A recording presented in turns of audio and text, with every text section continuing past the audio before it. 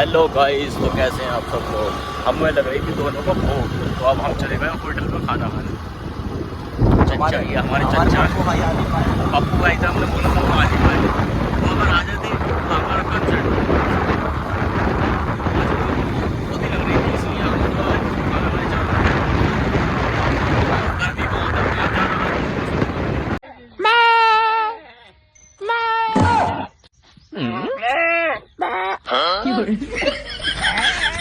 ये गर्मी का मौसम, बहुत गर्मी है। धूप देख रहा हूँ, सूरज देख रहा हूँ, बिल्कुल तापमान बहुत तगड़ा हो रखा है। हम होटल पर खाना खाया।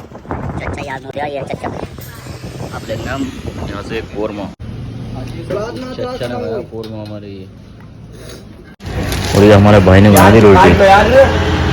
मना मत करो ग्राहक को, चच्चा बहुत रोले में है ये। ग्राहक को कहीं मत मना करो यार। खाना लिया है ये, और हम खाएंगे अभी से, मज़ा आएगा खाते हुए।